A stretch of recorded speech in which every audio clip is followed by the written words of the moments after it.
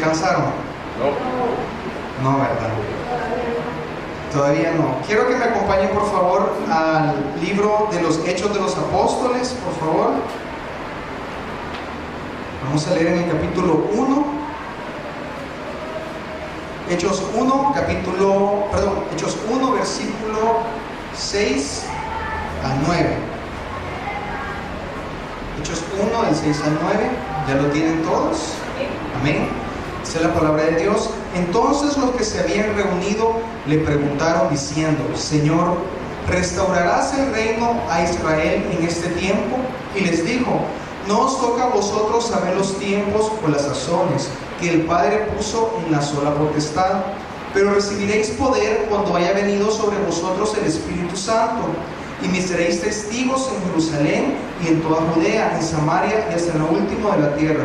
Y habiendo dicho estas cosas, viéndole ellos, fue alzado y le recibió una nube que lo ocultó de sus ojos. Amén. No sé cuántos se recuerdan el nombre o el tema que se le dio a este mes por el cual hemos estado orando. No sé si alguien se recuerda. Este mes se ha dedicado para el derramamiento, la llenura del Espíritu Santo. Creo que para nosotros es conocido este pasaje, que nos habla en el momento en que los discípulos iban a ser convertidos o iban a ser pasados de ser de discípulos a apóstoles. En este momento, cuando leíamos, nuestro Señor Jesucristo, luego de haber resucitado, se les apareció y les dijo: recibiréis poder cuando haya venido sobre vosotros el Espíritu Santo. Muchas veces, y quizás la mayoría de nosotros, cuando oímos hablar del bautismo del Espíritu Santo o del derramamiento del Espíritu Santo, casi siempre pensamos o nos imaginamos a una persona hablando en lenguas, nos imaginamos a una persona quizás con manifestaciones del Espíritu Santo, nos imaginamos quizás milagros, nos imaginamos diferentes cosas. Si bien es cierto, el Espíritu Santo provoca eso en la iglesia, en las personas, porque dice la palabra de Dios que Dios nos ha dado dones y talentos para edificar el cuerpo de Cristo. Pero por pensar así muchas veces y por tener solo ese pensamiento tan cerrado, no logramos caminar, no logramos vivir en lo que verdaderamente es el derramamiento o la llenura del Espíritu Santo. Muchas veces nosotros pensamos o clamamos, o quizás este mes hemos estado diciendo: Señor, lléname, Padre, bautízame, Padre, derrama de tu Espíritu Santo en mi vida. Yo quiero preguntarte esta noche: ¿con qué objetivo tú orabas? ¿Tenías un objetivo? ¿Tenías una petición? ¿Tenías una visión para tu vida? ¿O solamente orábamos o solamente clamábamos porque este mes nos tocaba orar por eso? Fíjense que muchas veces, por pensar de esa forma, el cristiano se acostumbra o se adapta a vivir a como el mundo, a como las personas que no han conocido o que no han nacido de nuevo viven. Yo no sé si a usted le llama la atención de que muchas veces venimos a la iglesia, nos congregamos, y muchas veces nuestra forma de vivir es la misma de las personas que no conocen de Cristo. Yo me he dado cuenta de eso.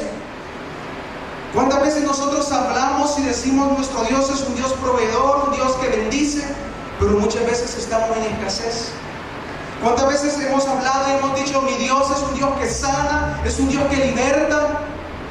Pero muchas veces nuestra vida está atada por distintas cosas. Y eso pasa muchas veces porque no hemos logrado comprender lo que es la llenura o el derramamiento del Espíritu Santo en nuestra vida. Todos sabemos que el Espíritu Santo actúa en tres facetas en la vida del cristiano o en la vida de la persona. Actúa con la persona, en la persona y sobre la persona. Cuando actúa con la persona, es aquella persona que no ha conocido a Cristo, y el Espíritu lo lleva, lo impulsa y le hace sentir que algo diferente para su vida. Cuando el Espíritu Santo está en la persona, es cuando nos ayuda a testificar, es la que nos redarguye, es la que nos dice: no es este el camino, es la que nos dice: no es esto por donde yo te he dicho que vayas. Y cuando viene sobre nosotros, es lo que le estaba diciendo aquí nuestro Señor Jesucristo a los discípulos. Pero como les decía al principio, el derramamiento del Espíritu Santo se dio en el principio o en la iniciación de la iglesia primitiva. Nosotros podemos ver que después de esto, Pedro, el que había negado a Cristo, luego hablaba y 3,000 personas se convertían. Podemos ver cómo la sombra de los discípulos, de los apóstoles, sanaban. Podemos ver cómo levantaban a los cojos y los levantaban y los hacían caminar. Podemos ver cómo el derramamiento del Espíritu Santo en el día de Pentecostés transformó la vida de estos apóstoles, transformó la vida de estas personas, ayudó a que ellos pudieran transformar la vida de otros a través del poder de Dios en sus vidas. Pero también hay algo importante que nosotros tenemos que saber, que Dios está interesado, o Él busca que como iglesia tengamos la plenitud, la llenura del Espíritu Santo. ¿Por qué? Porque cuando la plenitud y la llenura del Espíritu Santo llega a la vida de una persona, la persona sufre transformaciones en su vida. La persona empieza a ser diferente, la persona empieza a pensar con la mente de Cristo y no con la mente carnal. Amén. Cuando la persona es tomada o es abrazada, si lo podemos llamar así, por el Espíritu Santo de Dios, dice la Biblia que la persona es mudada en otro. Dice que la persona es transformada y es llevada a una manera diferente de vivir. Acompáñenme por favor al libro del profeta Samuel, a Primera de Samuel. ¿Todavía están conmigo, hermanos? ¿O están cansados? No se me cansen. Una palabra de bendición para todos nosotros. Amén. Amén, gloria a Dios. Primera de Samuel 10. Amén. Amén. 10, 6. ¿Todos lo tenemos? Amén. ¿Sí, amén? Entonces el Espíritu de Jehová vendrá sobre ti con poder y profetizarás con ellos y serás mudado en otro hombre. Creo que conocemos también esta historia que nos está hablando del rey Saúl. El profeta Samuel estaba hablando al rey Saúl y le estaba diciendo que cuando el Espíritu viniera sobre él iba a ser mudado en otra persona. Eso es lo que Dios busca o lo que Dios quiere de sus hijos, que seamos mudados en otra persona. Cualquiera puede decir, pues sí, pero la palabra dice que cuando llegamos a Cristo somos nuevas criaturas. Sí, somos nuevas criaturas, pero en nuestra vida hay cosas que solo a través de nuestra decisión y nuestra voluntad podemos entregarlas a Dios. Entonces por eso es importante que nosotros sepamos, o cuando nosotros le pidamos a Dios que llene nuestra vida, que derrame su Espíritu Santo sobre nuestra vida, que nuestra meta sea transformar nuestra vida, transformar nuestro testimonio, nuestra forma de pensar, nuestra forma de vivir. Dice la palabra que el rey Saúl empezó a profetizar con un grupo de profetas. El rey Saúl fue transformado, el rey Saúl fue mudado en otra persona, pero él no cuidó eso, porque después dice la palabra que fue desechado por Dios. ¿Por qué? Porque no fue obediente, porque no le puso cuidado a las palabras que Dios le había dicho que tenía que hacer. Entonces nosotros tenemos que saber algo esta noche. Si nosotros estamos interesados en recibir el bautismo, el derramamiento, la llenura del Espíritu Santo, tenemos que saber y estar dispuestos a pagar un precio para cambiar nuestra vida. Porque si nosotros le estamos pidiendo a Dios que derrame el Espíritu sobre nosotros, como decía nuestro pastor, la voluntad tiene que empezar a ser cedida. El tiempo tiene que empezar a ser cedido. Nuestros pensamientos, nuestros sueños, nuestras metas, nuestros anhelos quedan en un segundo nivel y la voluntad de Dios es la que empieza a reinar en nosotros. Nosotros tenemos que saber, hermano, que Dios quiere transformar nuestra vida. Dios quiere que nosotros vivamos una plenitud en Él.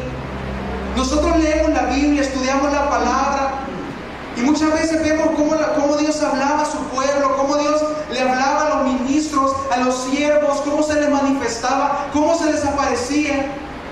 No sé cuántos de ustedes más de una vez han dicho, Señor, ¿y cuándo voy a ver eso? No sé cuántos de ustedes han dicho, Señor, ¿cuándo voy a escuchar tu voz? No sé cuántos de ustedes han anhelado ver la presencia, sentir la presencia, ver cómo Dios está con nosotros. Muchas veces nosotros nos acomodamos a un estilo de vida, que caemos en una religiosidad, y eso no permite que el derramamiento llegue a nuestra vida.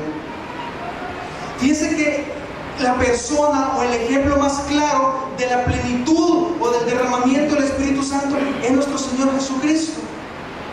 Podemos ver en el transcurso de todos los evangelios cómo dice la palabra que cuando fue bautizado por Juan el Bautista, en el momento que él salió del agua, el Espíritu Santo en forma de paloma vino sobre él. En ese momento se estaba cumpliendo una palabra que el profeta Isaías había profetizado, hablando del nacimiento del Mesías. En ese momento Cristo estaba siendo lleno del Espíritu Santo y el ministerio, y nosotros íbamos a empezar a vivir a través de ese ministerio, porque al final iba a ser la crucifixión, el derramamiento de la sangre, y nosotros íbamos a ser levantados como iglesia de Cristo. Pero el profeta Isaías había profetizado de eso. El profeta Isaías en su tiempo había dicho: nacerá un renuevo, un retoño, hijo, y sobre él vendrá el Espíritu Santo. Por favor, acompáñenme y leamos Isaías para que no vean así como lo estoy intentando. Isaías 11:2.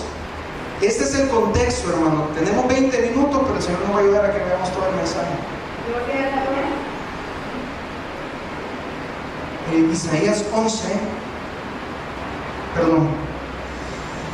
Isaías 11:2 dice, amén, ¿todos lo tienen? Isaías 11:2, sí. Y reposará sobre él, hablando de Cristo, de Jesucristo nuestro Señor, el Espíritu de Jehová, Espíritu de sabiduría y de inteligencia, Espíritu de consejo y de poder, Espíritu de conocimiento y de temor de Jehová. El profeta Isaías había profetizado del nacimiento del Mesías. Quizás para nosotros puede parecer el texto un poco explicativo, quizás podamos decir, sí, qué bonito, cómo se cumplió la palabra, la verdad que era palabra de Jehová porque se cumplió, pero hay algo importante en ese pequeño versículo, en esa pequeña porción que acabamos de leer, y es la palabra reposará. Cuando nosotros oímos la palabra reposar, quizás nos imaginamos una cama, quizás nos imaginamos la hamaca en el mar, quizás nos imaginamos un sofá, quizás nos imaginamos, no voy a ir a la iglesia y me voy a la casa a descansar. Eso se nos viene a nosotros la palabra reposo. Más bíblicamente, la palabra reposo significa primero tomar dominio. También la palabra reposo significa establecerse en un lugar. Pero hay otra palabra más importante que el reposo, significa activación. ¿Cómo activación? Dice que cuando el Espíritu de Jehová, el Espíritu del Señor, que es el Espíritu Santo, reposara sobre el Mesías, y habla de otros 6 espíritus diferentes. Tenemos que entender algo y tener claro una cosa. No es que Jehová tenga 7 espíritus, sino que del Espíritu Santo emanan los otros espíritus, pero son uno solo.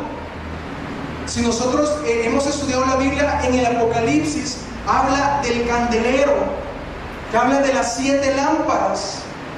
Pero en esas 7 lámparas, la de en medio es que viene desde el final, que es el Espíritu Santo. Desde ahí salen los demás espíritus.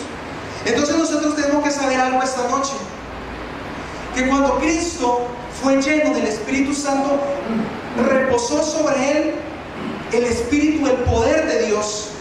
Pero ese reposo lo que trajo a él fue la activación de su ministerio.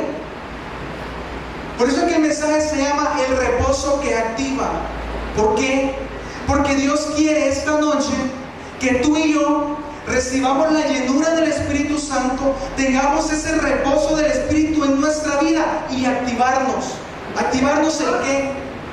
Activar nuestra vida para Cristo, activar nuestro ministerio, activar nuestro testimonio, activar por lo que tú y yo fuimos creados en esta vida. Porque Dios no nos creó solo para estar sentados, Dios no nos creó solo para levantarnos en la mañana, ir a trabajar, en la mañana ir a estudiar, regresar a la casa, dormir, ver televisión. No nos creó para eso. Nos creó para cosas cosas grandes. Lo creó para que tú y yo pudiéramos vivir una plenitud de vida que hasta este día, hablando, yo puedo hablar por mí, yo no he estado viviendo. Usted sabe si la ha estado viviendo. El Señor le va a decir a usted si la ha estado viviendo. Amén. Fíjense, hermanos, que dice ahí la palabra que reposar, que habla de 7 espíritus. El número 7 simboliza plenitud. ¿Qué quiere decir esto? Que para que nuestro Señor Jesucristo pudiera caminar en la tierra y ser ese Hijo de Dios, y que Él pudiera decir lo que hago yo, Él lo he visto hacer al Padre, para que la gente pudiera decir de Él, ¿qué es esta nueva doctrina que habla con tanta autoridad? ¿O quién es este que aún el viento le obedece? ¿Quién es este, dijeron sus discípulos, que aún las plantas le obedecen? Es porque la plenitud del Espíritu Santo había llegado a su vida. Habla de 7 espíritus, habla de 6 espíritus, Isaías 11:2. Primero dice el Espíritu del Señor. Recordemos que en Isaías, si no me equivoco, capítulo 66 dice: el Espíritu de Jehová me ha ungido. También lo repite, fue el texto o los rollos que nuestro Señor Jesús leyó, que aparece en Lucas 4, si no me equivoco, que dijo: el Espíritu del Señor está sobre mí, por cuanto me ha ungido para traer libertad a los cautivos. Amén. El Espíritu de poder me enseña a mí que Él es Espíritu, lo que me da a mí es libertad. Yo quiero preguntarte esta noche a ti, si tú vives en libertad en todas las áreas de tu vida. ¿Tienes libertad en el área emocional? ¿Tienes libertad en el área del alma? ¿Tienes libertad en el área de tu familia, en tus finanzas? Pregúntate a ti, ahí donde tú estás. ¿Vives en libertad, hermano? ¿Será que tú el día a día lo pasas, pero hay ataduras en tu vida que no te dejan ser feliz? El Espíritu del Señor lo que hace en tu vida y en mi vida es darnos libertad. Amén. Luego nos habla del Espíritu de sabiduría. El Espíritu de sabiduría lo que nos enseña es a edificar. Creo que todos recordamos a Daniel, que dice que un espíritu de sabiduría había reposado sobre él y fue llevado a ponerlo en lugares altos donde había sido llevado cautivo. En la cautividad él pudo estar en lugares de eminencia. ¿Por qué? Porque un espíritu de sabiduría estaba en su vida y permitía que él tenga el conocimiento de Dios para poder manejarse o caminar como Dios quería que caminara. Luego habla del espíritu de inteligencia, el de consejo, el de poder, el de conocimiento y el del temor a Jehová. El espíritu de poder nos habla de dunamis. Dunamis es el poder de Dios. Cuando nosotros vemos que en la palabra dice el espíritu de poder, es el poder que nos ayuda, nos capacita para hacer la cosa que humanamente es imposible para nosotros. Amén. Yo no sé qué has estado tú luchando hasta este momento en tus fuerzas y no sales de ahí. Tú y yo necesitamos ese derramamiento del Espíritu y que el Espíritu de poder llegue a nuestra vida. ¿Hace cuánto luchamos con áreas? ¿Hace cuánto nosotros tratamos de salir adelante en nuestras fuerzas? ¿Hace cuánto nosotros quizás solo hacemos una oración y le decimos: Señor, ayúdame, y solo tú pones tu fuerza y no confías en Él y no le pides que Él te llene y que Él te capacite para salir adelante en tu vida? Por eso la Biblia dice: no es con espada ni con ejército, sino con el Espíritu Santo de Dios. Solo con el Espíritu Santo tú y yo vamos a poder vencer esas áreas o las batallas que humanamente no hemos podido hasta este día. Pero ¿qué estamos haciendo para recibir esa llenura de Dios? ¿Qué tanto tú y yo estamos muriendo nosotros mismos cada día y dándole cabida a Dios y dejando la humanidad a un lado? También nos habla que la plenitud nos da el espíritu de temor a Jehová. El espíritu de temor a Jehová es aquel que nos lleva a caminar en santidad y rectitud en nuestra vida. Piensa un momento ahí, en tu corazón, en tu mente. Yo también lo pensé cuando el Señor me hablaba. ¿Caminamos en santidad cada día? ¿Sabemos qué es la santidad, hermano? La santidad no es ser perfecto. La santidad es guardarse día a día, pelear la buena batalla y vencer todo aquel deseo de la carne o todas aquellas cosas que nos apartan de Dios? ¿Será que hasta este día hay un área en mi vida que no me dejan estar en la presencia de Dios? Porque dice la palabra que sin santidad nadie verá al Señor. Preguntémonos un momento, hermano, ¿cómo es nuestra vida delante de Dios?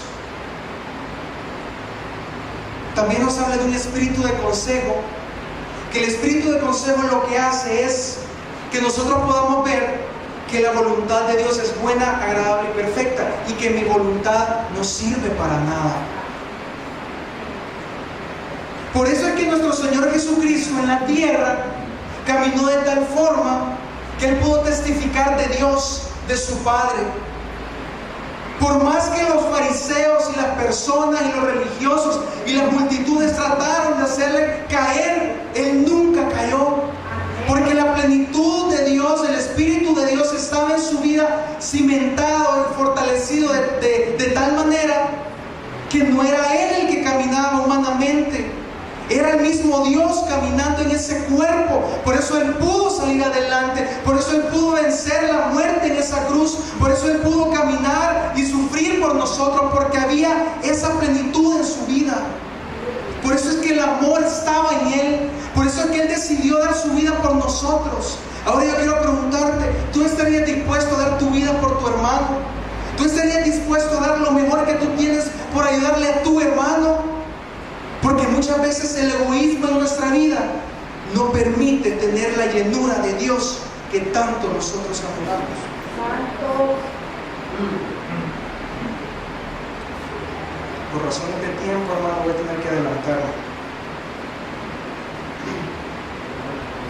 Hablábamos del reposo. El reposo que activa. El Espíritu Santo activó el ministerio de nuestro Señor Jesucristo. Eso me enseña a mí que el Espíritu activa al hombre, activa lo que hay en el templo, en el cuerpo del hombre. Ahora bien, sabemos que así como hay el Espíritu Santo, también hay espíritus inmundos. Amén. Sabemos eso, ¿verdad? Amén. Entonces la cuestión es esta: que pensemos un momento y meditemos en nuestra vida. ¿Qué espíritu es el que ha activado nuestra vida? ¿Espíritu de Dios o un espíritu inmundo? Y usted me puede decir, ¿y a dónde dice eso? Veámoslo en Lucas 11:24, por favor. Todavía están conmigo, hermanos. Se me durmieron.